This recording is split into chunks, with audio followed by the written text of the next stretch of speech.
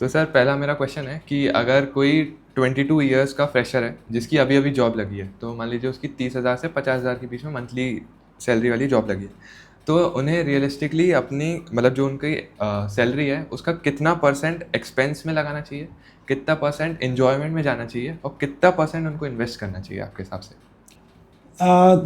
It's a very great question. I tell you कि जहाँ youngsters हैं तो जैसे ही पहली सैलरी आती है क्या करते हो, चलो आप बताओ, व्हाट विल यू डू?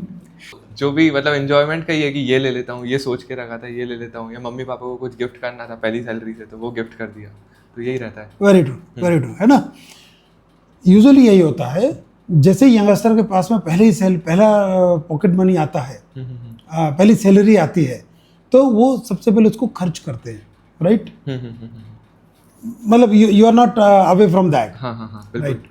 अब क्या हो रहा है कि इन्वेस्टमेंट करना या फ्यूचर के लिए पैसा बचाना ये एक प्रोसेस से ज़्यादा माइंडसेट है, आई टेल यू।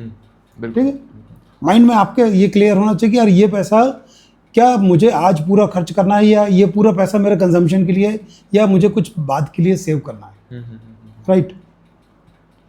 तो there is a rule that is 50, 30 and 20, okay, right? हाँ 50% पैसा आपकी नीड्स के लिए जाता है, 30% पैसा आपके वांट्स के लिए जाएगा, okay and 20% should go to your future savings. Okay okay done? Done.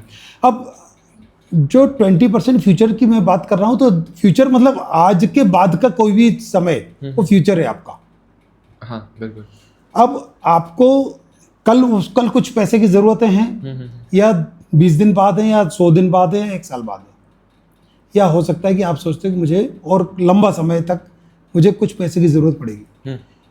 तो वो जो 20% है वो आपकी फ्यूचर के लिए सेविंग करने में काम आएगा, राइट? बिल्कुल। तो क्लैरिटी है, 50% गोज टू योर नीड्स। अब नीड्स वो आप तय करोगे कि आपकी एक्चुअली नीड्स क्या है। नहीं तो नीड्स और वांट्स में अंतर आपको समझने की जरूरत है, हाँ बिल्कुल, राइट? जो आपकी ज़रूरतें हैं और जो आपकी ख्वाहिशें हैं, ठीक है ना? हाँ। तो वो अपन डिफर करेंगे, डिफरेंशिएट करेंगे, और देन 20% अपन सेविंग में डालेंगे। ये मेरा बेसिक आइडिया है।